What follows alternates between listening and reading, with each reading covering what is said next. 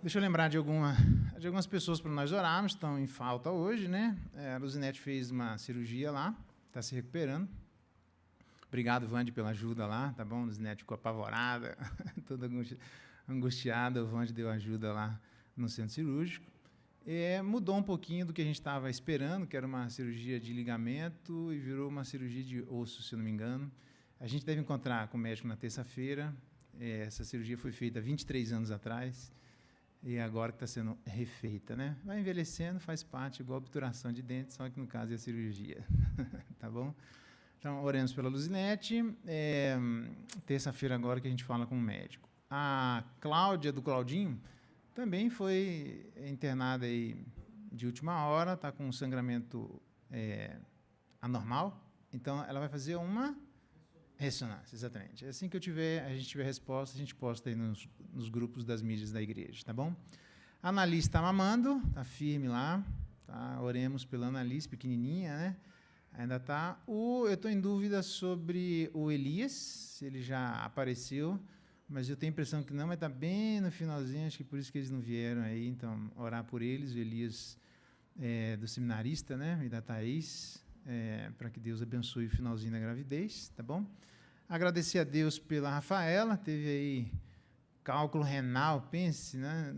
Quase no final da gravidez, um cálculo renal, já é ruim sem gravidez, imagina com gravidez, e no final Deus abençoou e ainda espelhou a pedra e deu tudo certo, e graças a Deus por isso. Tem mais alguém que a gente está lembrando? É a Ivani, lembrei, que está gripada, né? Por isso que ela não veio hoje, vamos orar pela nossa irmã Ivani.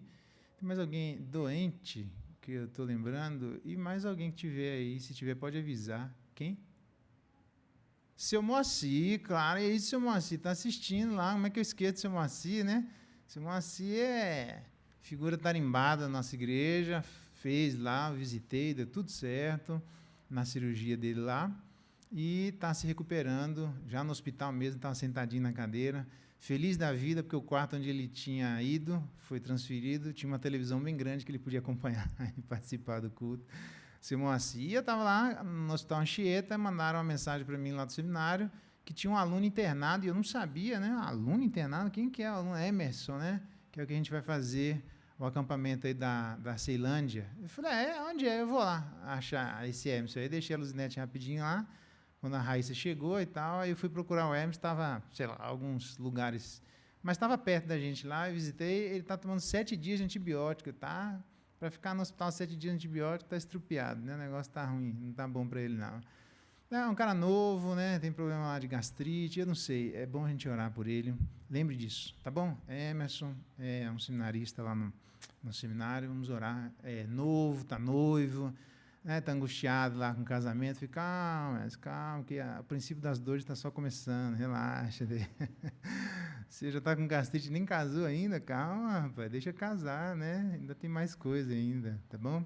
E orar pela nossa saúde, quando a gente perde os movimentos básicos, aí a gente vai percebendo quão de básico não tem nada, né? A nossa vida é bênção de Deus, na verdade, tá bom? Eu gosto muito da expressão de que o extraordinário é o ordinário. E existe o extraordinário, mas o ordinário, ele é extraordinário. A gente jamais deve perder isso de perspectiva, tá bom? Então vamos orar por isso e pela leitura da palavra, aquilo que a gente vai aprender em Hebreus capítulo 12, tá bom? Pai bendito, obrigado. É nas tuas mãos que o nosso coração se encontra e nós colocamos cada uma dessas pessoas diante do Senhor. Umas já tiveram intervenção médica, outras ainda estão à procura de. Colocamos tanto um quanto o outro diante do Senhor.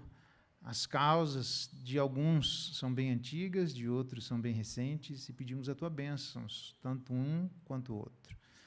Aqueles também que estão em final de gravidez, dada a tua bênção, quem já nasceu, Annalise, está lá, tão pequenininha, ó Deus, se recuperando, amamentando, pedimos a tua bênção sobre ela. Seu Moacir, a pessoa idosa, anfitrião, um varão da nossa igreja, pedimos a tua bênção sobre ele, que o Senhor derrame da sua graça sobre a sua recuperação por completo. E abençoe a Ivani e tantos outros aqui, a Claudinha, tantos outros aí que estão com dificuldade de saúde, pedimos a tua bênção sobre todos eles.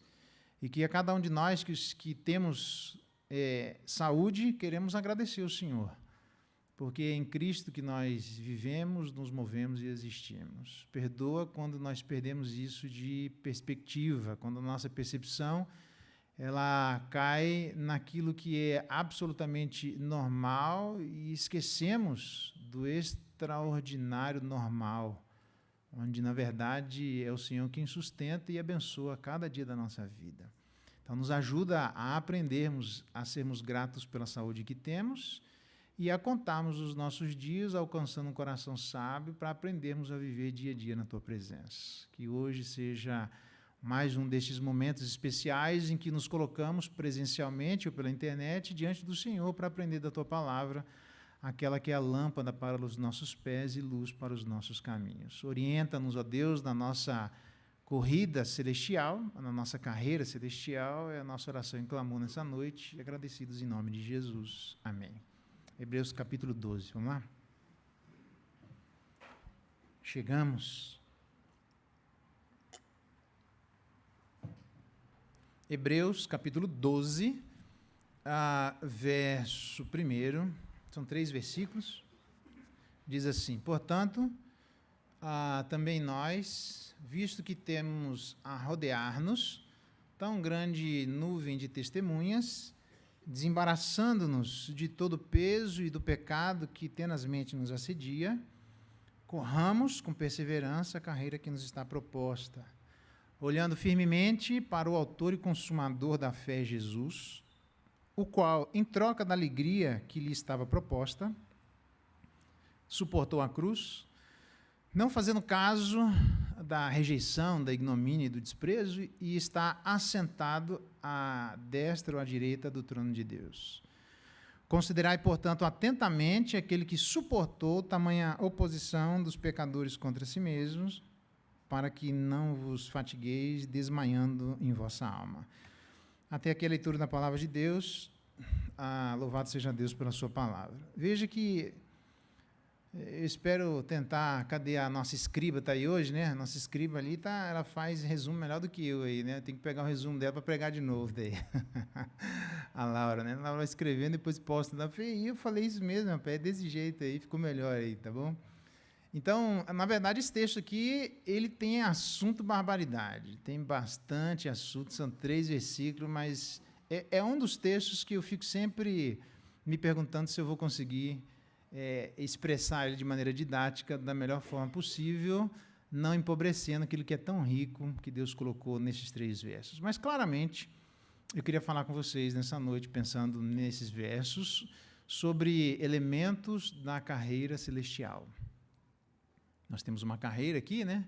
Corramos a carreira que está proposta, é uma carreira celestial, tá bom? E existem alguns elementos que a gente deve levar em consideração. Anteriormente, no próprio livro de Hebreus, ele diz, com efeito, vocês têm, um pouquinho antes, né? Mas ele só falou assim, tendes necessidade de perseverança, todos nós temos, para que, havendo feito a vontade de Deus, alcanceis a promessa. Esse é o objetivo final, a gente fazer a vontade de Deus, perseverar e alcançar aquilo que está prometido por Deus a todos nós. Então, quando ele fala isso, se utilizando das experiências dos nossos irmãos do passado, lá atrás do capítulo 11, que nós vimos de tanto, né, Abel, Enoque, Noé, nós vimos Isaac, Jacó e José, nós vimos de Moisés, Abraão, tanta gente que ele falou, são esses irmãos que ele está tentando, à luz das experiências dele, trazer experiências que tragam, em última instância, esperança. Tudo que foi escrito para o nosso ensino foi escrito para que, pela perseverança e pelo consolo das Escrituras, tenhamos esperança, esse é o objetivo, que todos nós saiamos esperançosos com aquilo que aprendemos. Mas também, já que é uma carreira e, notadamente, ele busca, emprestado do mundo dos esportes, a imagem de espectadores, de roupa, da condição de competidores ou a própria competição. Então, ele busca, à luz disso, destes elementos, trazer não só esperança, mas determinadas estratégias ou táticas para que a gente corra essa carreira com sucesso, tá bom? Isso já não é novidade aqui, pega em outros elementos também, de maneira absolutamente explícita, quando ele diz as armas da nossa milícia não são carnais, por exemplo, quando ele pega o atleta que toma parte numa corrida, não recebe o prêmio se não obedecer às regras da competição, Paulo falando a Timóteo, e assim tantos outros textos que trazem estes elementos de uma corrida, para que a gente pegue à luz desses elementos as estratégias necessárias para termos o sucesso na nossa carreira celestial. E para isso ele compartilha, que espero eu compartilhar com vocês, alguns dos elementos dessa carreira celestial. O primeiro deles, certamente, é a união. Eu colocaria como sinônimo conexão, união. Se você pegar no verso primeiro, ele diz assim, note que ele fala na primeira pessoa do plural, tá bom? Também nós, rodear-nos, desembaraçando-nos, tenazmente nos assedia, corramos a carreira que nos... E assim, ele notadamente se coloca no meio daquilo que ele quer falar aos irmãos. É curioso isso. Por quê? Porque esta união que ele entende que existe com os seus irmãos, ele não se coloca fora dela, ele se coloca junto com os irmãos.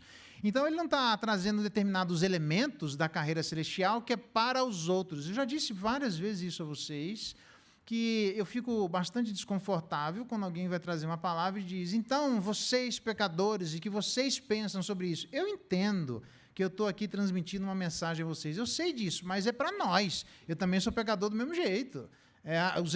Podemos estar em funções diferentes na igreja, mas a mensagem da Bíblia é de esperança para nós. A mensagem da Bíblia é de estratégia para nós. Os elementos que as pessoas precisam prestar atenção para terem sucesso na carreira celestial, ela foi proposta a todos nós. Então, quem deve se apropriar desses elementos não são vocês, somos nós. E esse é um dos erros, quando nós começamos a ensinar a vocês, quando nós começamos a ensinar aos outros, quando nós nos descartamos e começamos a falar na terceira pessoa do singular e não na primeira pessoa do plural, esquecendo que todos nós temos as mesmas necessidades porque corremos a mesma carreira. Então, isso que é bonito, eu não sei quem que é o autor aos Hebreus, eu até acho que é uma mulher, tá? Mas não interessa. Seja lá quem for o autor aos Hebreus, ele não corre da raia e diz que a carreira foi proposta a todos nós. Então, acho que esse é o primeiro elemento que a gente deve ter bem em mente quando a gente for se apropriar desses elementos, é entender que nós fazemos parte dele. É bonito isso, porque nós estamos falando de alguém que escreveu uma carta que é de uma autoridade para a igreja inteira. Alguém que está numa autoridade bem diferente da que nós estamos aqui. Alguém que está numa autoridade bem maior, porque eu não escrevi nada que seja de valor eterno para a igreja de todos os tempos e que a igreja de todos os tempos tenha que se apropriar das palavras do pastor João Geraldo. Só se apropria se estiver na palavra. Se não estiver na palavra, não faz sentido. Mas esse não, esse diz assim, eu ouço o que eu estou dizendo. Veja, é diferente, né? Ele está no nível do cânon. Uma carta foi escrita por esta pessoa, ele ou ela, seja lá quem for. E esta pessoa, neste âmbito de autoridade, não se coloca à parte dos seus irmãos, das necessidades que os seus irmãos têm, porque ele entende que está correndo a mesma carreira. Tá bom? Então, a primeira coisa aqui, certamente o primeiro elemento, é esse elemento de união. Aliás, diga-se de passagem, a palavra carreira, você pode anotar aí, é a carreira que nos está proposta, é literalmente de onde vem a palavra, no português, agonia. Interessante, né?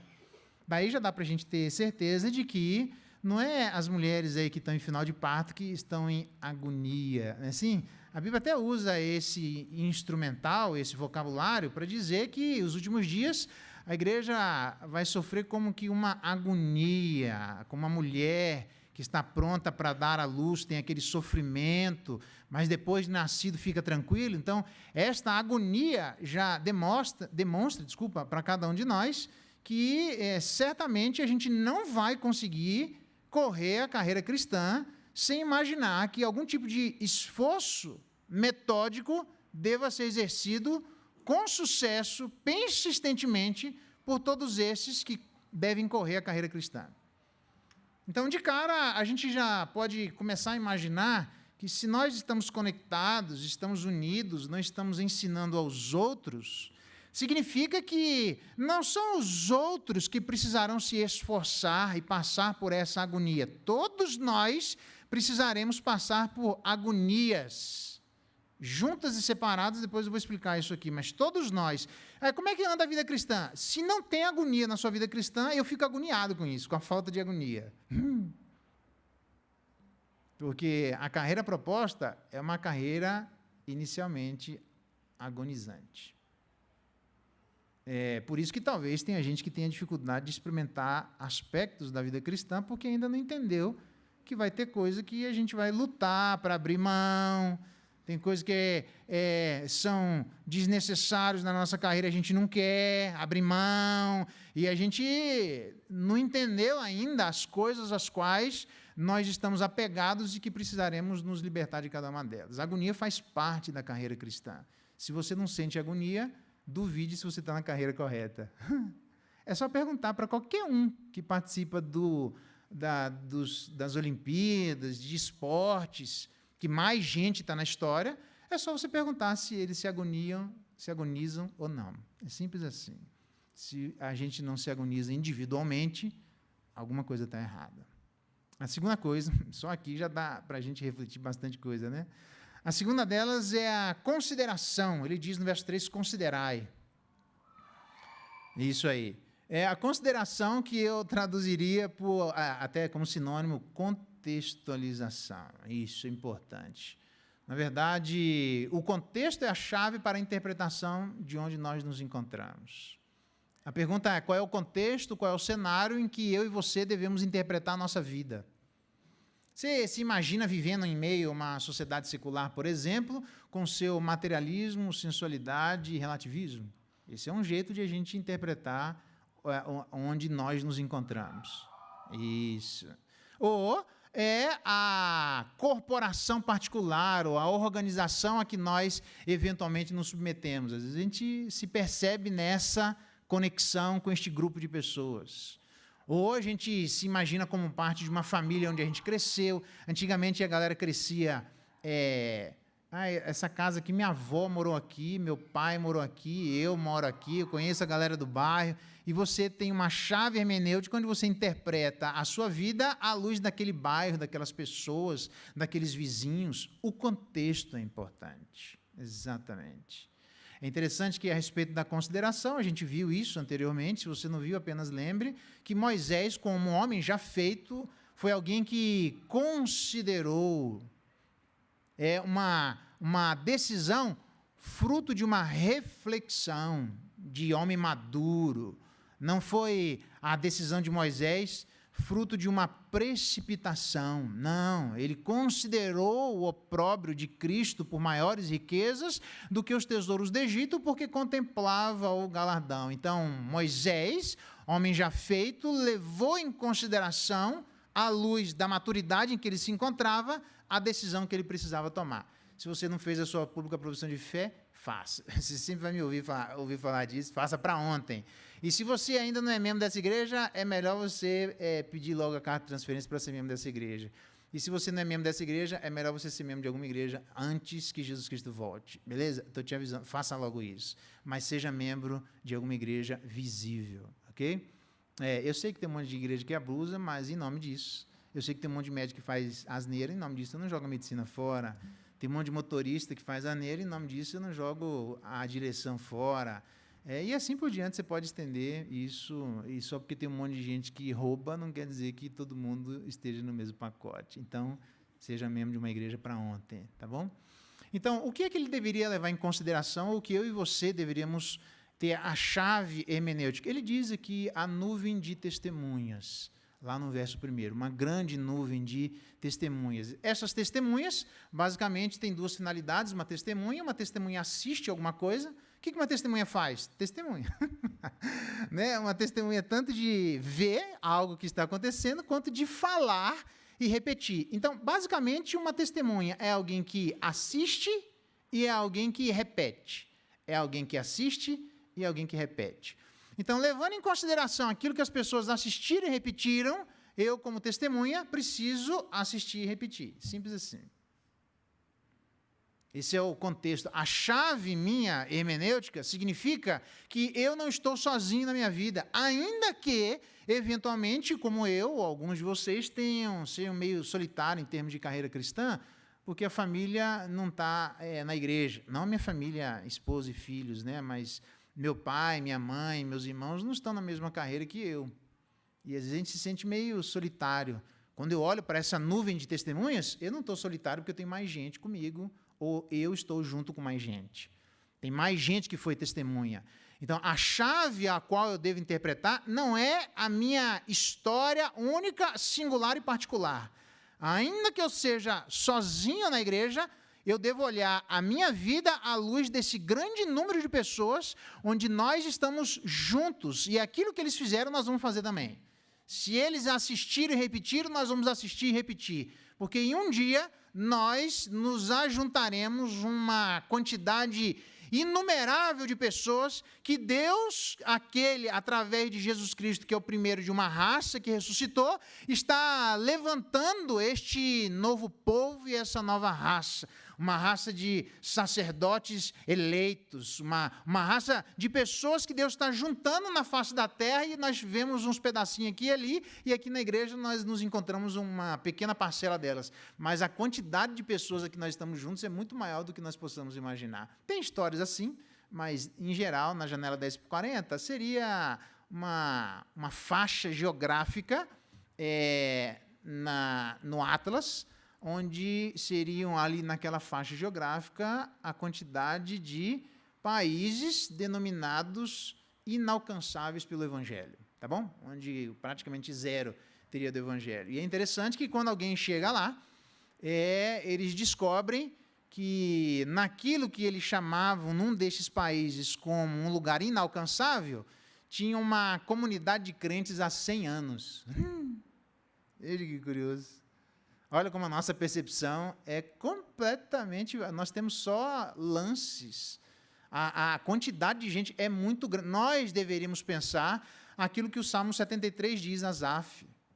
Se eu pensar em falar tais palavras, já eu teria traído a geração dos filhos de Deus. É muita gente que está junto com a gente. Então, na verdade, eu posso estar sozinho, na minha história em particular, até onde eu imagino, né? Não sei se Deus vai alcançar, se não vai. Na minha percepção, como família, né? Para trás de antecedentes, de irmãos de sangue, de primeira geração, mas, na verdade, eu conto com os meus irmãos na fé, daqueles que eu estou vendo e daqueles que sequer eu conheço, e que a gente vai gastar a eternidade para conhecer cada um deles, porque a quantidade desses irmãos é grande. Por quê? Porque alguns deles, a gente, por exemplo, conhece como moravianos, eram pessoas que, veja, eu não sei se no Brasil tem escravidão, eu sei disso, tá?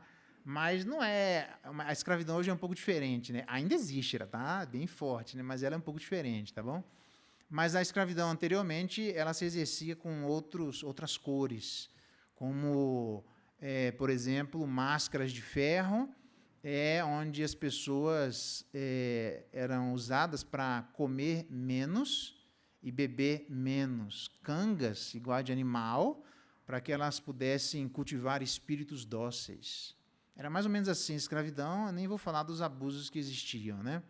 Então, nessa escravidão de negros, por exemplo, que não eram considerados seres humanos, eram considerados animais, literalmente, tipo cavalo, cachorro, mula, jegue, gato, cobra. Então, se usar de qualquer jeito com os negros, não tinha nenhum problema, porque você não estava abusando da natureza humana, eles não eram humanos. Veja. E aí, pessoas que estão num grau bem maior de escravidão, nesse contexto assim, se vendiam para viverem a vida como escravos, para poderem terem a oportunidade de pregar o Evangelho. Veja que coisa. Você já entrou em algum lugar para sofrer, apenas para que aquelas pessoas que estão sofrendo junto com você tenham a oportunidade de ouvir alguma coisa que só você pode levar? Você já fez isso voluntariamente? Veja, curioso, né? Paulo foi preso e ele diz, teve filhos que eu gerei em cadeias. Então, em vez de ele ficar murmurando, reclamando, eu sei, ninguém está dizendo que não traz dor, não traz machucaduras, ninguém está dizendo isso. O que eu estou dizendo é que ele aproveitou as oportunidades para levar o Evangelho e Deus abençoou, mesmo em circunstâncias deploráveis, humanamente falando, e a luz do Evangelho frutificou no coração de tantas pessoas que até tem músicas, que tem gente que sabe, uma delas extremamente conhecida, um dos hinos, né, que tem lá autor desconhecido. Por quê? Porque, muito provavelmente, este autor desconhecido, a melodia foi feita à luz de gente que vivia em navios chamados navios negreiros, né, de escravos, e no gemido daquela pessoa que aquela música foi tida e foi construída. Aliás, diga-se de passagem, a galera fala que tem muitos hinos que são feitos únicas e exclusivamente com as teclas negras do piano. É curioso. A música black é feita só com as teclas negras do piano. Interessante, né? Mas não é interessante, não, porque os navios negreiros mudou até a base alimentar dos tubarões que andavam junto com os navios negreiros, porque, na época, dos vários acordos que eram feitos, alguns deles foram feitos, e para que as pessoas não fossem pegas com escravos, eles amarravam todo mundo e jogavam no mar, e aí os tubarões que faziam a sua alimentação. Então, você já se colocou num lugar assim, de maneira voluntária? Veja que curioso. Então, uma das coisas é a conexão, onde a gente entende que nós não estamos falando aos outros, nós estamos falando a nós, né? Nós estamos juntos nessa mensagem, mas a outra coisa é, literalmente, a consideração, ou o contexto. O contexto é que eu estou junto com esses irmãos. O contexto é que eu não estou sozinho. Então, cuidado para que você não interprete a sua vida como uma solidão que em nenhum lugar ela foi vendida. Pelo contrário, nós éramos estranhos à aliança, ou às alianças da promessa, e fomos introduzidos numa família, a família do povo de Deus, do qual aqui nós temos apenas uma pequena parcela que nós conhecemos. Há um povo inumerável, uma quantidade inumerável, e que nós, como salmista Asaf, deveríamos levar em consideração quando a gente fosse fazer alguma coisa de bobeira. O que meus irmãos pensariam? Porque eu estou conectado com eles. Eu estou considerando a minha vida não se lê sozinha, se lê à luz de meus irmãos. Eu disse isso a um dos camaradas, acho que era o Douglas aqui, quando ele estava com medo de ter filho. Porque uma das interpretações que ele estava fazendo é: mas eu vou criar meu filho sozinho. Eu falei: quem disse que você está sozinho? E quem disse que a gente cria filho sozinho? A gente não aguenta, a tarefa é muito grande. Se fosse ter 1, 2, 3 filhos aí, a pancada é grande. Quem tem filho sabe disso, a gente fica desesperado, meu Deus do céu. Pensa em alguém que é capaz de humilhar a gente, são os filhos. Eles mostram a nossa total inabilidade em tocar a vida. É um tremendo desafio, mas graças a Deus que tem a igreja. Por quê? Porque nós não estamos sozinhos para poder criar os nossos filhos. Um filho não se cria a 2 mãos e nem a 4, se cria a muitas mãos. Graças a Deus por isso, aqueles que morreram e sabendo que seus filhos estavam na igreja, porque ele sabia que os seus filhos não iam morrer de solidão, tinha mais gente junto com eles. Aliás, um dos camaradas, Ashbel Green Simonton, na sua morte, a irmã dele perguntou para ele: o que eu digo para as pessoas nos Estados Unidos? Diga que Deus vai levantar outras pessoas. E o que eu digo para os brasileiros, nossos irmãos brasileiros? Diga que os amei até o fim. Nós não estamos sozinhos, irmãos. Não se enganem com isso. Não assumam uma solidão que ela é inexistente. Não assumam uma solitude que ela é desnecessária. Porque a gente deve levar em consideração este contexto aqui, dessa grande nuvem de testemunhas, do qual nós estamos junto com elas. Então, ouça o que essas testemunhas têm para dizer. Se você quer saber como é viver numa família meio briguenta, dá uma olhada na história de José, que você vai se surpreender. Eu ainda nem preguei em José, né? Um dia eu vou pregar José. Nem cheguei no Antigo Testamento, estou quase terminando Hebreus aí. Prometo que vou chegar no Antigo Testamento. Cara, tem umas histórias de José ali que é punk, hein? Você estudar a mudança de Tamar, nossa, velho, é um negócio surpreendente. Para quem tem família de gente que é meio tosco, de gente que não muda, que se ora e parece que não acontece nada, quando você olha para a história de José, você fala: meu Deus do céu, então isso pode acontecer? Pode. Não perca a esperança de continuar orando por parentes vivos, tá? Sempre por gente viva, a gente morta não é para nós, né? Gente viva, ora pelas pessoas que estão vivas e que eventualmente ainda não estão na fé. Coloca na presença de Deus, deixe que Deus faça aquilo que Ele achar por bem fazer no coração delas, tá bom? Então a gente deve lembrar. Você quer saber como é uma liderança? Olha para a vida de Davi. Pensa num camarada que tinha os rejeitados, gente que não prestava, não valia nada, que nem a sociedade não queria. Eram aqueles os valentes de Davi. Veja, os valentes de Davi é gente que não prestava, velho. Gente só do antro da terra, gente esquecida, jogada. Era gente ruim mesmo. Mas com Davi o trem mudou ali. E como é que faz para liderar? Olha para Davi. Rapaz, a gente aprende tanto com os nossos irmãos do passado. Nós não estamos sozinhos. O problema nosso é a gente querer levar a vida desconsiderando quando o negócio está desandado, quando as pessoas estão querendo fazer o que quiser. Olha para os juízes, como é que Deus abençoou através dos juízes. Cada um queria fazer o que bem entendia no seu coração. Deus foi levantando juízes aqui e ali para poder conduzir a vida do povo. Como é que Deus fez com essas pessoas? Algumas delas como Sansão, que não são exemplo de longe para cada um de nós, e Deus ainda assim abençoou tremendamente a vida do povo de Deus por Sansão, mano. É tipo Jacó e Isaac abençoou Jacó, é muito estranho.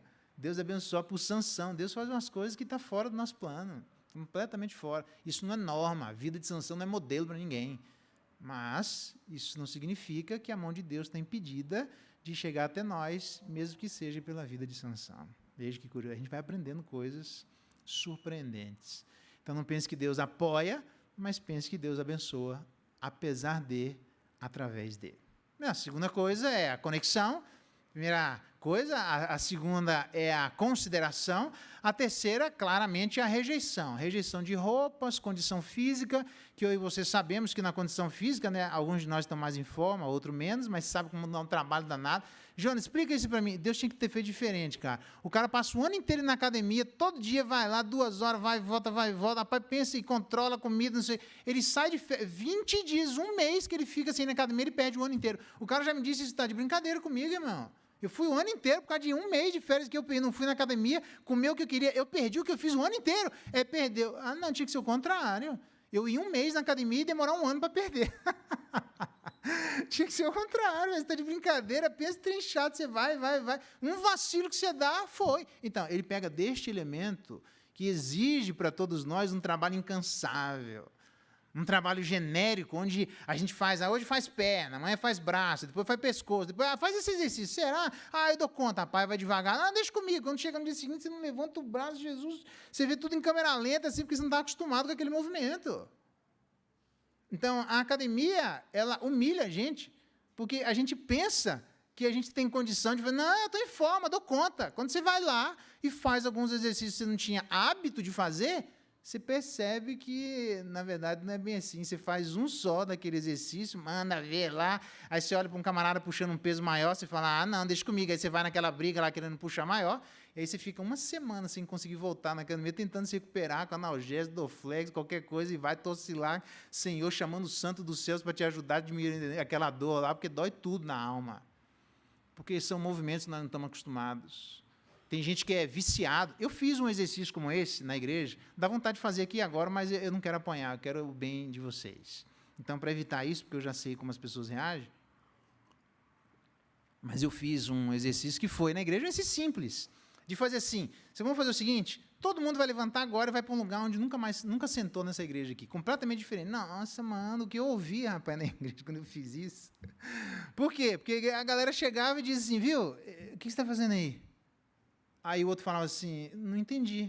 Ué, você está no meu lugar, eu sempre sento aqui, por que você está sentado? Esse banco é meu. Isso aqui é de posse minha. Eu comprei esse banco aqui, você não está entendendo. Vou colocar a placa aqui de autoridade minha. Meu amigo, as pessoas não conseguem sentar num banco diferente. Cria confusão com isso. Eu fiz uma vez só, não vou fazer nunca mais nisso, né? Mas só pensa na sua mente aí que está tudo certo, né? Por quê? Porque depois eu que ouço. Por que o senhor me tirou daquele lugar? Se o senhor fizer, eu já ouvi isso. Se o senhor fizer isso de novo, eu nunca mais volto nessa igreja. Eu tomo as pancadas aqui, aí eu vou ficando mais, né? Entendeu? Então, a condição física, irmãos, tem coisas que nós não estamos acostumados. Mas nem por isso não tem necessidade de fazer, entende? Ele está pegando desses elementos. Ou seja, preste atenção em coisas na sua vida espiritual que você não está acostumado a fazer. Preste atenção em coisas, por exemplo, leia textos da Bíblia que você não está acostumado a ler. Leia, saia de Salmos e vá para os livros da lei. Saia dos livros da lei e vá para Apocalipse. Saia de Apocalipse e vá para os evangelhos. Você vai se surpreender. Porque tem gente que fala, não, lê os evangelhos. vou ler só as palavras de Jesus. Só a Bíblia que tem a palavra de Jesus em vermelho. Não, irmão, não é assim, não. A palavra de Deus é a palavra de Deus, ela como um todo, e a gente tem que aprender. Só que é ou não é, quando a gente lê textos na Bíblia, que você fala assim, tem certeza que isso está na Bíblia, que eu não entendi nada que está escrito aqui, meu Deus do céu, eu me sinto a pessoa mais ignorante da face da terra. Tem coisas que eu leio que eu falo, meu Deus do céu, se alguém me perguntasse desse texto aqui, eu ia passar vergonha, porque eu não tenho ideia do que isso está significando. Eu tenho que voltar, ler, estudar, ver contexto, porque está numa época muito longe de nós, está num contexto que está fora de nós, numa cultura que nós não estamos acostumados, coisas que para eles eram naturais. Irmãos, a Bíblia foi escrita, primeiramente, para os primeiros receptores que eram escravos. Pensa se isso não é uma vergonha para nós. Gente iletrada, gente que não passou pela escola como nós passamos. A gente acha difícil aquilo que Deus escreveu para escravo. Não é humilhante para nós? É humilhante. Pelo menos eu me sinto assim, que eu olho e falo, meu Deus, se escravo entendia, eu não estou entendendo nada. Pensa no esforço, compra livro, pergunta, vai com o professor, volta, para tentar não fazer falar coisas que a Bíblia, na verdade, ela não está falando. São exercícios que nós precisamos aprender a fazer que nós não estamos acostumados. Eu vou dar outras experiências para vocês, ou exercícios. Tente convidar alguém para você almoçar na sua casa, vixe, já estou até demais, né? Que você nunca convidou. Veja que interessante, a gente fecha o nosso ciclo de amizade e é aquilo ali, velho. Aquela galera ali de 10 pessoas, 15, e acabou. A igreja se resumiu, tem 250 pessoas, se resumiu em 10. Porque você só convive com aquelas pessoas. Chama alguém que você, para conviver, para tomar um almoço na sua casa, para você conversar 2 horas que seja, que você nunca chamou até hoje, pensa na dificuldade. Tenta conviver com alguém na igreja durante 6 meses que você não conviveu até hoje. Você acha que esse desafio é só para pastor, né? A gente vai, vamos visitar a casa do fulano, aí quem que vai comigo? Eu não vou não. Aí vai o pastor sozinho lá, vai, se vira, velho. Eu nunca vi, tem que ir aí, irmão. Como é que é? Quem que é você? Quem és tu? De onde vem? Para onde vai? E assim, bora construindo amizade. O pastor conversa com todo mundo. É assim que funciona? A gente não se encontrou, não tomou uns cafés aí da vida, uns pão de queijo que me entregaram essa semana, estava uma delícia aquele pão de queijo. Foi bom, irmãos. Vai lá e foi conversa, vai, se aprende, ouve histórias, mas você tem que abrir o coração. Não dá para chegar na igreja e conviver única e exclusivamente com as mesmas pessoas. Aí o que acontece? Quando você chega na igreja, aquela pessoa não está lá, você se sente o quê? Absolutamente perdido, porque você só convive na igreja com ela. Abra o coração, irmão. Faça um exercício espiritual que você não está acostumado. E isso é a linguagem que ele está se utilizando dessa condição física, e aí sim, hábitos descartáveis, que todos nós temos, mas hábitos singulares. Quando ele pega a rodear-nos tão peso, desembaraçando de todo o peso, alguns até se utilizam de uma outra nomenclatura, não é só de peso, mas de alguma coisa que nos atrapalha. Algumas versões trazem impedimentos. Então, alguns impedimentos que são naturais em nós, ele coloca desembaraçando-nos, né, todos nós, desses impedimentos, mas ele coloca o pecado no singular, o que provavelmente a gente deve se desembaraçar de coisas que todos nós sabemos que precisamos abrir mão delas, que elas não são boas, por um bom hábito de uma vida espiritual, mas tem coisas que são singulares, nossas de cada um. Sabe, todo mundo, velho, tem um calcanhar de Aquiles. Todo mundo tem.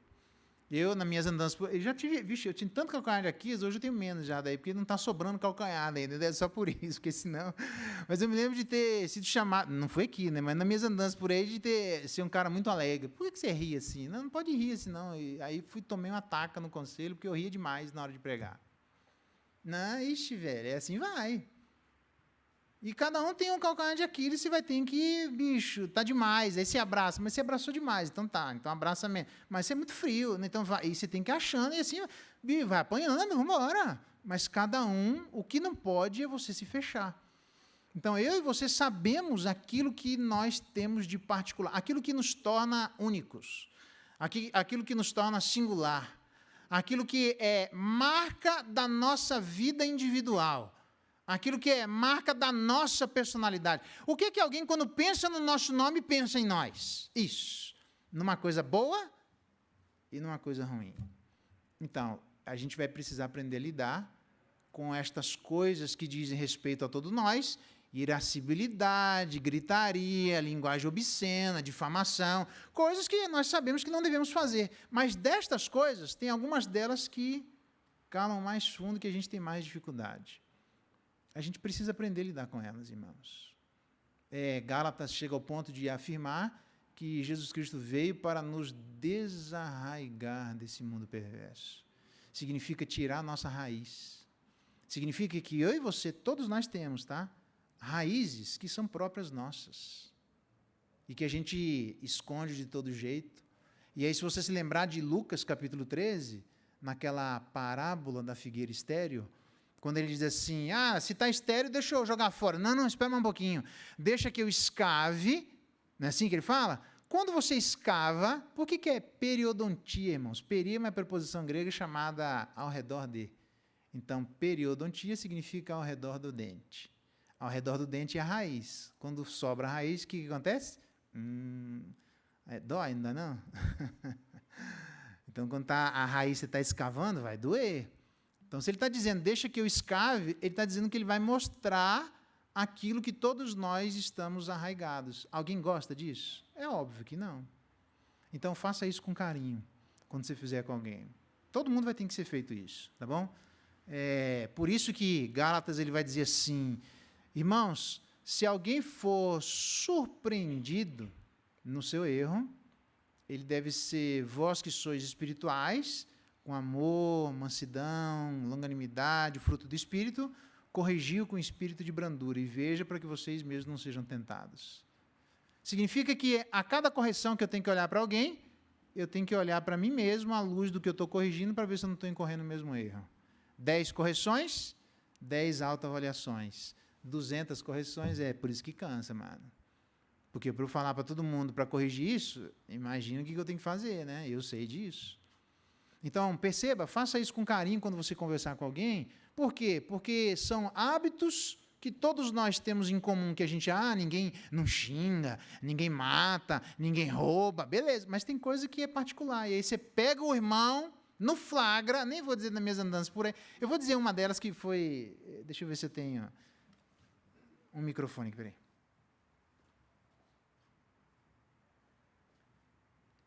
Essa eu posso dizer, né? Tem coisa que não dá para dizer. Isso. Eu estou andando, aí eu me lembro que eu fui buscar a Luzinete. Nas minhas andanças por aí, não foi aqui não, num trabalho nela. Aí eu parei o carro na frente, assim. Parei o carro, só para pegar a Luzinete, farol ligado. E a pessoa estava assim, eu vou fazer desse lado aqui, senão eu vou roubar. Você quer fumar, fuma. Beleza, é um problema seu. Depois eu vou ter que ficar sem respirar, mas beleza. Aí ela olhou para minha cara assim, e ela viu que era o pastor e fez assim. Aí ela fez assim, foi engraçado. Eu não falei nada, eu não estava cobrando nada, não estava pedindo nada. Irmãos, cada um tem uma dificuldade. Eu sei disso. Então, quando você vira a dificuldade sem escavar, quando você for conversar, a gente vai vendo. O difícil não é ser amigo, irmão. O difícil é manter-se amigo. Porque ser amigo quando está todo mundo bem, quando a gente está na roda da churrascaria, quando a gente está na pizzaria, quando alguém paga, não, deixa que eu pago café para você. Nossa, que maravilha, obrigado, que coisa maravilhosa. Bem, ser amigo assim é bom, quem que não quer? Agora, quando o amigo começa a ver os nossos calcanhares de Aquiles, aí não gostei não, vixe, o cara é meio chato aquele ali, né? Nossa, o cara eu não gostei, tem um negócio errado ali, o cara, que coisa feia, nossa, você faz isso, irmão? Faço. E aí, como é que a gente mantém a amizade? Porque a gente ainda não está pronto. Deus não terminou aquilo que Ele começou na nossa vida. Nós estamos em processo. É óbvio que a gente espera que os processos sejam, na vida de algumas pessoas, acelerados. A gente sabe disso. Um cego guiando outro cego, vai cair todo mundo no abismo. Mas, quando a gente vira, irmão, e a gente é obrigado para trabalhar, viver nessa conexão, nessa nuvem de testemunhas, e nessa nuvem de testemunhas que estamos todo mundo juntos, falando a cada um de nós, quando a gente enxergar isso na vida de nosso irmão, veja, vai devagar. Vai devagar, porque Deus está expondo as raízes de nossos irmãos, que nós seremos instrumentos para desarraigá-los desse mundo tenebroso. E o que a gente tem que fazer? Com muita cautela, a gente tem que ir devagar com essas pessoas, simplesmente para ajudá-las a rejeitar aquilo que elas não estão conseguindo por força própria rejeitar. A responsabilidade é delas, mas a gente vai ter que ajudar, porque algumas não conseguem essa rejeição sozinhos, tá bom? E por último, que na verdade parece que é o Colorado, porque eu só falei do versículo 1, veja que interessante, né? Que é literalmente a conexão, a união, ou depois a consideração, o contexto onde nós nos encontramos, e depois a rejeição, aquilo que nós precisamos rejeitar obrigatoriamente, sendo instrumentos de bênção na vida dos outros. E a parte principal, que é do verso 2 e verso 3, que é a atenção. Ele não coloca na nuvem de testemunhas Jesus Cristo, porque ele dá uma atenção particular a Jesus Cristo. Veja que curioso. Jesus Cristo está à parte dessa nuvem de testemunhas, porque é nele que a gente deve prestar mais atenção. Eu devo considerar os meus irmãos que olharam para Jesus Cristo, mas mais ainda eu devo olhar para Jesus Cristo. Não tire os olhos de Jesus Cristo. Isso. Então, Jesus Cristo foi esse líder. A palavra que aparece aí para autor, nós já estudamos lá atrás, que é literalmente traduzido em outros lugares como precursor. Lembra disso? O que era o precursor? Era aquele camarada, porque não tinha navio a motor. O navio era remo, né? Lembra disso? Então, o negócio está balançando lá. Como é que faz para fazer com que o barco atraque lá no cais? Então, quando aquilo estava assim, um precursor ia na frente, literalmente, tá, gente? Entrava num bote, ele remava sozinho, veja que engraçado, e com uma corda dentro do bote, remava sozinho, ele atracava primeiro, e ele pegava aquela corda e colocava e amarrava, e aí as pessoas iam puxando à luz daquilo que o precursor fez em primeiro lugar. É literalmente essa imagem que está sendo pega de Jesus sendo esse precursor. Ele pegou, ele foi o primeiro, ele morreu primeiro, ele ressuscitou primeiro, e agora ele está convocando aqueles que fazem parte dessa nova raça. Como é que a gente sabe que a gente vai chegar lá? Porque Jesus chegou. Ele está na frente. Por isso ele está liderando. E ele está puxando a cada um de nós, eu tenho certeza que nós chegaremos lá, porque ele é esse nosso precursor, que está segurando no nosso barco para que o nosso barco atraque onde ele está atracado. Ele falou isso em João 17. Mas, basicamente, o que esse precursor fez? Trocou, suportou e assentou. Está aí, claramente, o que Jesus Cristo fez.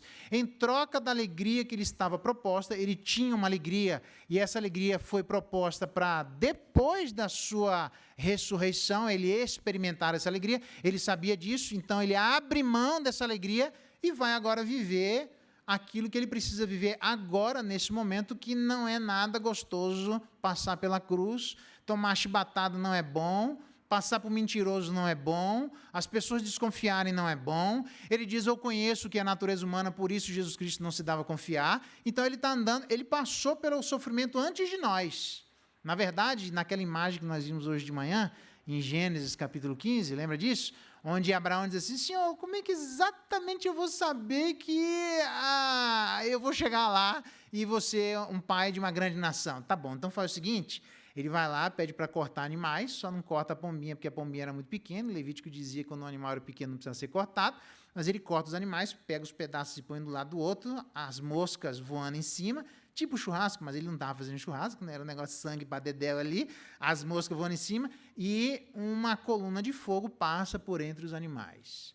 Aquilo ali era comum, onde se dizia, nos reinos, nas monarquias, faziam-se estes cerimoniais, onde as pessoas que estavam passando por aqueles animais estavam se amaldiçoando, que era uma espécie de garantia para quem estava vendo, de que a mesma coisa aconteceria com esta pessoa se ela não cumprisse a sua palavra. Então, Deus se auto-amaldiçoou se ele não cumprisse aquilo que ele disse a Abraão. Veja que pegou pesado, né? Então, houve densas trevas. Lembra de alguma coisa? Nós estamos chegando na Páscoa, houve densas trevas quando Jesus Cristo morreu. E aí, literalmente, aquele que passou entre os animais, agora, na aliança que nós fazemos, é como se nós passássemos, porque ele passou primeiro em nosso lugar. Então, quando a gente participa da ceia, irmãos, veja que bênção. A gente está tomando o sangue, literalmente, daquele que passou e se amaldiçoou entre os animais para que a gente não passasse por aquilo que ele passou. Veja que curioso. Então, logo depois de Gênesis 15, tem um grupo de valentes que Davi estava com vontade de beber água, e aquela galera foi lá no reinado inimigo, buscou água e disse, está aqui, Davi. E Davi diz, eu vou beber isso aqui, que representa a vida de cada um de vocês. Ele jogou pela terra, não houve esforço meu, negativo. Tem que ter as duas partes, porque nós estamos um. Aquilo ali é uma demonstração de união, de absoluta união. Então, significa que quando nós fazemos aliança, lembra de uma só carne? É essa a ideia. Curiosamente, eu disse para os irmãos hoje de manhã que a Bíblia começa com casamento, e em Apocalipse, a cidade celestial ataviada como noiva.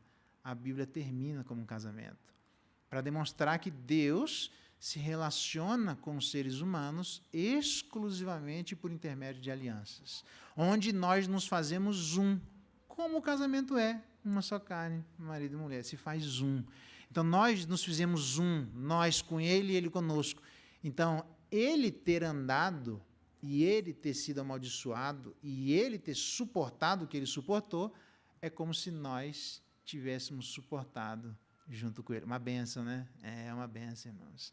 Então, tenha atenção para Jesus Cristo, que troca essa alegria.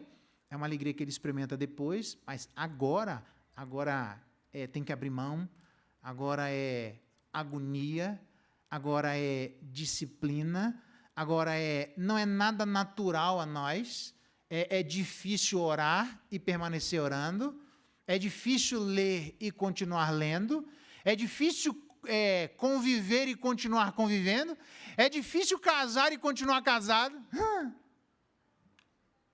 Meu amigo, tem que abrir mão de muita coisa para continuar casado. Tem que ter muito esforço para continuar junto. Na vida cristã é assim, quando os obstáculos começam a aparecer, não se esqueça que nós estamos em Cristo aliançados, irmãos. Nós somos um com Ele. Ninguém abre mão fácil. Ninguém deixa de congregar fácil. Ninguém deixa de se relacionar fácil. Ninguém deixa as coisas, literalmente, sem que haja da parte de cada um de nós aquilo que houve em Jesus Cristo. Aquele que abriu mão do lugar onde ele estava, onde ele não precisava vir, veio de maneira voluntária para abençoar e amar cada um de nós. E nós hoje usufruímos daquilo que ele fez voluntariamente, forçosamente, disciplinadamente, a ponto de falar com os próprios discípulos. Em nenhum momento vocês oraram comigo, até nisso eu estava sozinho. Então, ele suporta tudo aquilo sozinho. Então, tenha atenção nele, porque se ele suportou sozinho, a gente aguenta. Ele não suportou sozinho só a cruz que eu e você temos que carregar, dia a dia tomar a nossa cruz e seguir Jesus Cristo. Mas ele também suportou tamanha oposição dos pecadores. Que pecadores? Se lembra aí de alguém? Quem fez oposição a Jesus Cristo? Primeiro, a família dele, de sangue, irmãos. Será? Não é bem assim não. Será que você vai fazer isso? O cara pirou na batatinha. Os judeus, a Bíblia diz que ele veio para o que era seus e os seus não receberam, rejeitaram Jesus Cristo. Os gentios, aqueles a quem ele estava lutando para acrescentar, também rejeitaram Jesus Cristo. Os discípulos, Jesus não morre não. Veja Pedro, na maior piedade, a piedade de Pedro era uma antipiedade. Ele diz, é de Satanás. O que você está fazendo aqui? Eu falei, não, para com isso, Pedro, o que você está me falando não tem nenhum cabimento. E Pedro, naquele arrobo de piedade, se Jesus tivesse ouvido, nós não estaríamos aqui. Pedro, não faz isso não. Jesus não morre não, fica aqui entre nós. Nossa, a reta de Satanás, eu vim para isso que você está falando. Os discípulos, uma semana antes de Jesus Cristo ser crucificado, os discípulos estão conversando entre eles, quem é o maior no reino dos céus? Que viagem, velho. Jesus diz, eu tenho uma comida que vocês nem conhecem. Eles conviveram 3 anos com Jesus. Na última semana, Jesus Cristo diz, eu tenho uma comida que vocês não conhecem. A minha comida consiste em fazer a vontade do meu Pai. Vocês não aprenderam ainda isso? Vocês estão discutindo quem é o maior. Aí ele chega lá e diz, o que vocês estão conversando? Tipo, nada não. Ele sabia que estava errado, irmão. O cara vai morrer ali, fala o tempo todo sobre isso, falando de morte, um negócio da maior seriedade do mundo, e vocês estão conversando para ver quem que é maior. Senhor, posso pedir uma coisa? O fulano do lado direito e o Beltrano do lado esquerdo. Isso não pertence a você, você está pedindo uma coisa que você nem sabe o que você está falando. Essa discussão não devia nem estar no meio deles. Então, quem foram as pessoas que rejeitaram Jesus Cristo? Os próprios discípulos na sua imaturidade. Isso. Quando Jesus ressuscita, é chocante a imagem. Pedro pisa na bola com Jesus Cristo. Beleza? Diz assim, estou contigo até morrer. Jesus Cristo diz, amanhã de manhã a gente conversa. Chegou o galo, cantou, nem amanheceu direito, 5 horas da manhã, diz um texto da Bíblia que ele só olhou para Pedro e foi chorar amargamente. Viu a bobagem que tinha feito. Jesus morre, ressuscita, as mulheres aparecem e Jesus diz assim, olha, fala para os meus irmãos que eu quero vê-los em Jerusalém. E fala para Pedro que eu quero conversar com ele. Meu amigo, doeu até na espinha. Eu imagino aquelas mulheres vindo contar a história, né? Ó, pessoal, Jesus ressuscitou. Ó, ele quer encontrar todo mundo. Na boiada é bom, né? Todo mundo lá em Jerusalém, tá? Pedro, ele falou teu nome também. Como é que é, bicho? Eu não estou no nome de todo mundo. Não. Ele falou seu nome. Ele falou meu nome. É Pedro, é você. Veja o que acontece no finalzinho de João. Jesus chega lá. E diz o texto que ele está preparando um peixinho assado, Jesus sentado comeu peixinho assado, Jesus sentado, assim, né? Ele fez um peixe, sei lá de onde que ele pescou, mas tinha lá esperando, chama os discípulos, Pedro tinha pescado. Quando ele desce, irmãos, João faz questão, o narrador ali faz questão de registrar 153 grandes peixes. Bom, eu não sou pescador, mas quando eu vou pescar em Rondônia, um peixe de 2 quilos é piazão. Você devolve o peixe lá, que pelo amor de Deus, nem nasceu direito, 2 quilos. Ah, para com isso. Eu só pego peixe de 5 quilos para cima. Peguei um lá, que era um pirarucu na vara. Um negócio aqui, ó, era 1 metro e pouco, assim, era metade do meu corpo aqui. Mas tem história para contar de pescador. E tem mais gente para mentir junto comigo. Então, eu pesquei de verdade, né? Rapaz, o que é 153 grandes peixes? Não é de 2 quilos. Grandes peixes, se fosse de 2 quilos, que não é, 153 vezes 2 dá quanto? Mais de 300. 306. Ele nem contou os peixinhos pequenos. Eu acho que os peixes pequenos eram de 2 quilos, os grandes devia ser demais. Veja que Pedro carrega a rede sozinho, de 153 grandes peixes para ir até Jesus Cristo. Tinha 7 pescadores, ninguém fez absolutamente nada, o que significa que Pedro está carregando uma rede com peso mínimo de 300 quilos. A pergunta é, por que é que ninguém ajudou Pedro? É interessante, você tem que ficar pensando. Eu fico pensando nessas coisas antes de dormir. Quando eu vou dormir, eu fico pensando nisso, né? Que ninguém ajudou. Só tem uma resposta. Esse era o tamanho do peso existente na alma de Pedro, por dizer a Jesus Cristo, eu estou contigo até morrer. Jesus olha para ele e diz, amanhã de manhã a gente conversa. Aquela negada que ele deu lá, de ter negado Jesus Cristo, e Jesus Cristo diz, eu não te falei? E o pior, aí ele chama Pedro e diz assim, vamos acertar? Vamos. Você me ama? Lógico. Caraca, velho, de novo, o cara não aprendeu ainda. Tem certeza, Pedro? Tem. Ixi, aqui estamos juntos. Eu vou fazer de novo essa pergunta. Você tem certeza? Tem nada de Eros, esquece isso, é viagem. A única coisa é que Pedro não tinha percepção das suas falhas, irmãos. Pedro era fraco e não admitia sua fraqueza. Só debaixo de muita correção. Joga a rede. Cara, eu pesquei a noite inteira, mano. Vi esse marceneiro. Se fosse pescador, marceneiro, o que marceneiro entende de pescaria? Para com isso, mano. Pedro não gostou da palavra de Jesus Cristo, não vem não. Ele fala assim, sobre a tua palavra tiro. Ele tanto não gostou que quando ele lança a rede, que ele não achava que ia dar certo, e ele lança a ponto dos barcos serem chamados porque ia só sobrar todo mundo, ele olha para Jesus Cristo e diz o quê? Perdoa porque eu sou pecador. Perdoa pelo quê? Se ele fez aquilo que Jesus Cristo tinha mandado. É porque no fundo ele sabia, pois é, bicho, se eu que sou pescador, fiquei a noite inteira, manjo dos Paranauê, lancei a rede, não deu nada. Vem esse cara marceneirozinho aí querer me ensinar como pescar. Tá bom, você falou, eu jogo. Aí deu com os burros na água, porque ele percebeu. Eu falei, pois é, toma, para você aprender. Pedro era assim, só debaixo de muita correção. Será que era só Pedro que era assim? Só teve um até hoje, e estou terminando, que veio até mim, dizendo assim, pastor, eu queria que o senhor me disciplinasse. Aliás, teve 2, para ser justo. Foi por quê? Porque eu gosto de mentir, pastor, mentir é bom demais, cara, que coisa gostosa mentir, dá mais a realização pessoal. Eu achei engraçado ele falar aqui. Você tem certeza, irmão? Tem. Não, pastor, eu sei que mentir é errado, mas é bom demais. Era o calcanhar daquilo que ele assumia numa boa. Teve um outro que veio para mim, nas minhas andanças por aí, disse, pastor, eu queria que você me disciplinasse. Eu falei, por quê? Aí ele contou um monte de asneira que ele fez. Aí eu fiquei ouvindo, eu falei, eu já entendi qual que é a sua. Você está doido para eu dizer que você está disciplinado para você poder continuar fazendo o que você quer fazer? Então faz o seguinte, a sua disciplina eu não vou dar disciplina nenhuma. Não, pastor, como assim? Não, você tem que me disciplinar. Faz alguma coisa. A igreja não vai fazer nada. Não vai fazer nada para você aprender a ficar preso na sua consciência. Pensa num cara que ele ficou perturbado por conta disso. Porque ele queria que eu dissesse que ele estava disciplinado. Bom, já que eu estou disciplinado mesmo, não tenho o que fazer, então aí, meu, desce a franga. Eu falei, para cima de Moá, não, te conheço, velho. Você está só querendo pegar na palavra de alguém para justificar o seu mal. Irmãos, todos nós temos calcanhares de Aquiles. Só esses dois até hoje vieram. O resto só confessa debaixo de muita coação.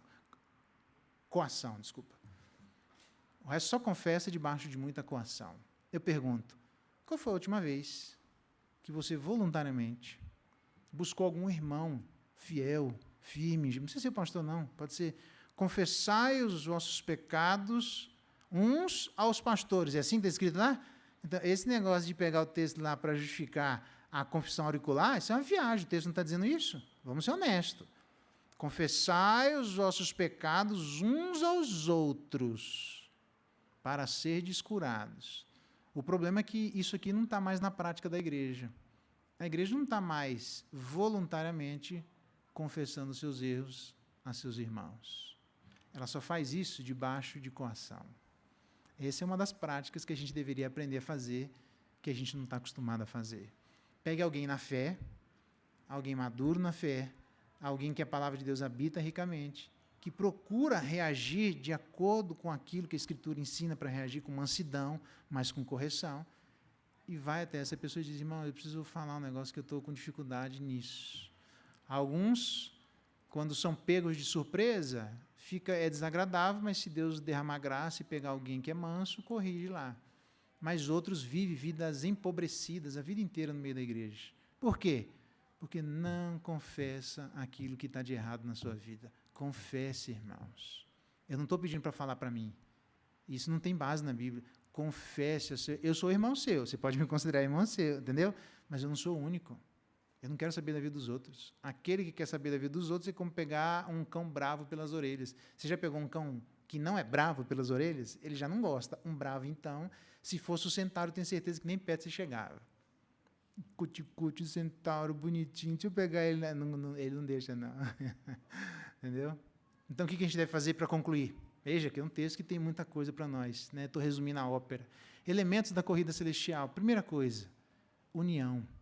Entenda que quando você for ensinar, você não está ensinando aos outros, você está ensinando para nós. Tudo isso que eu estou falando para vocês, eu estou no mesmo barco que vocês. Nós estamos juntos. Segundo, consideração. Qual é o contexto? O contexto é que eu não estou sozinho. Eu me sinto sozinho como família. Eu gostaria de ter um irmão de sangue. E aí, velho, como é que foi na igreja hoje? Caraca, velho, o pastor falou um negócio lá que foi uma asneira lá. Cara, velho, falou um negócio que mexeu comigo aquilo lá.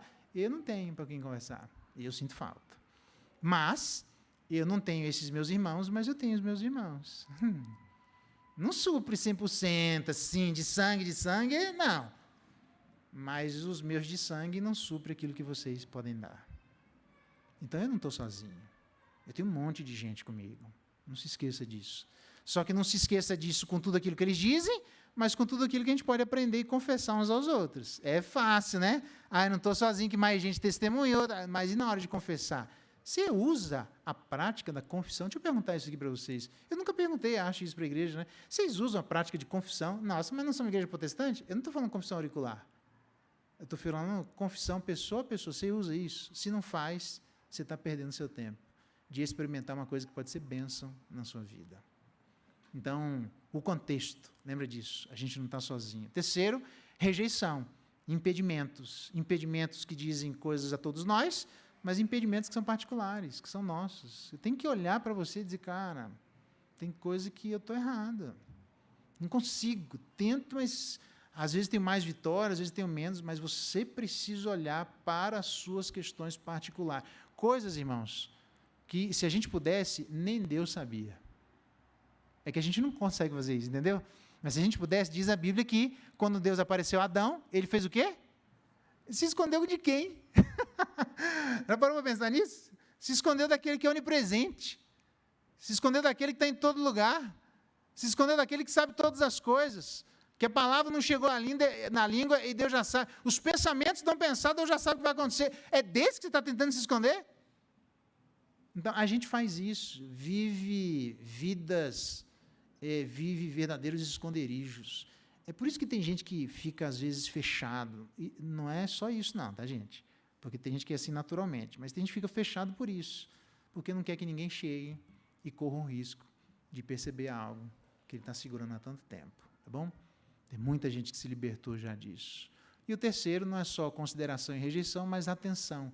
Atenção àquele que é o nosso líder, aquele que trocou alegria, aquele que suportou a própria cruz, mas aquele que também suportou a oposição. E o final disso, de pecadores, se a gente pensar nisso, a gente não vai se fatigar desmaiando na nossa própria alma. Olhe para Jesus, aquele que agora está assentado à direita de Deus Pai. Trocou aquilo que tinha de alegria, suportou a própria cruz sozinho e suportou a oposição de gente que encheu a paciência dele. Ele aguentou o tranco.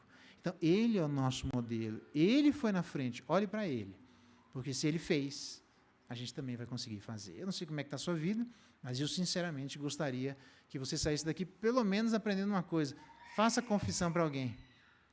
Se você não fez isso ainda na sua vida, aproveite que você ainda está vivo, porque depois de morto não adianta mais. Ah, pai Abraão, posso? Porque... Não, agora já foi.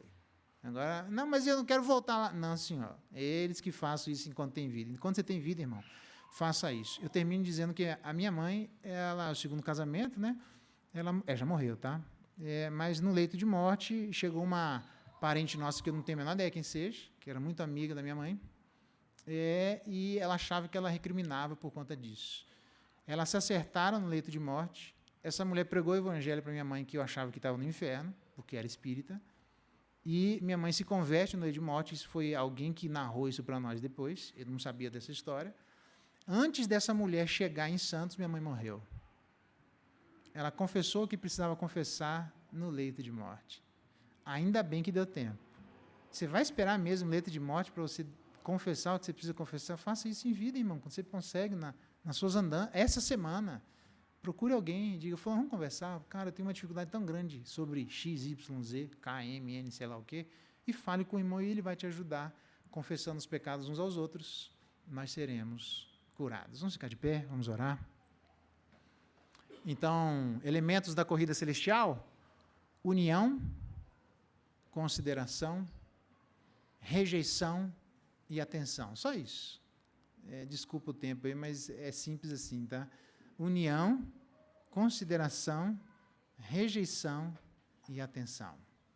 Nós estamos unidos, nós estamos contextualizados, nós precisamos aprender a rejeitar e dar atenção a quem merece a nossa atenção. Abaixe sua cabeça, vamos orar. Pedir que Deus derrame graça sobre a nossa vida. Pai bendito, obrigado pela Tua palavra. Obrigado porque nós não estamos sozinhos. Há tantos elementos da nossa corrida celestial, nossa carreira celestial.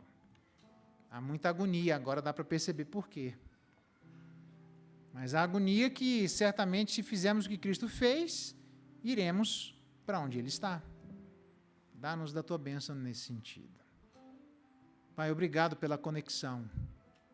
Obrigado porque nós não ensinamos aos outros, mas a todos nós. Dá-nos essa piedade, dá-nos essa graça de entender que ensinamos a nós junto com os nossos irmãos.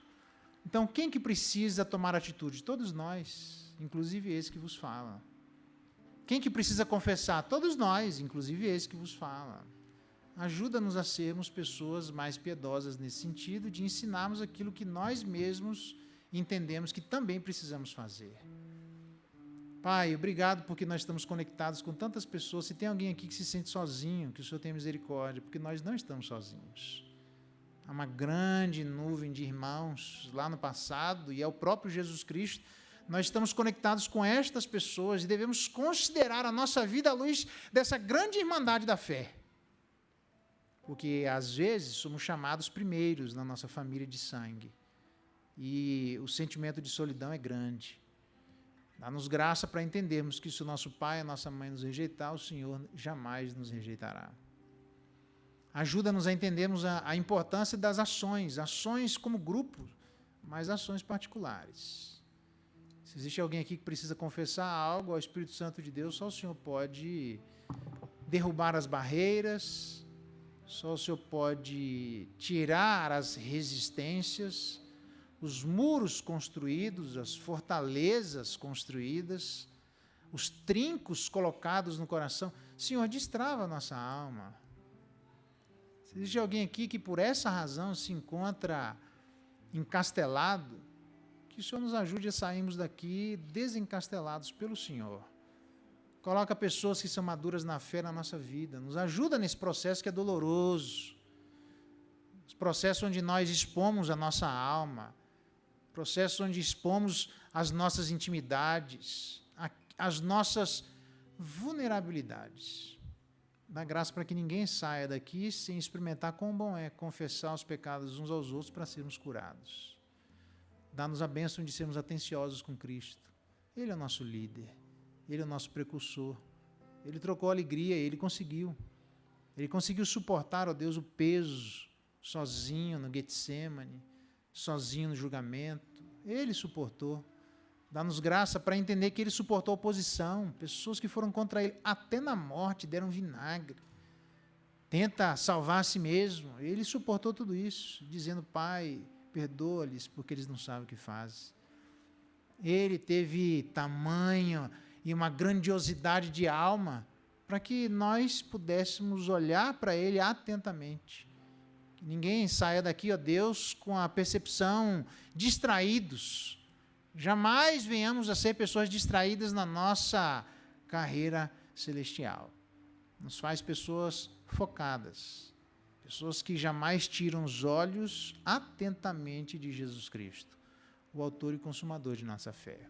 Nos faz uma igreja assim, para que possamos experimentar todos esses elementos da nossa carreira celestial. É a nossa oração em nome de Jesus. E agora, irmãos, que a graça de nosso Senhor Jesus Cristo, o amor de Deus, nosso eterno Pai, a comunhão e a bênção maravilhosa do Espírito Santo de Deus estejam com vocês, irmãos, e sobre todo o povo de Deus espalhado pela face da terra, hoje e pelos séculos dos séculos. Amém.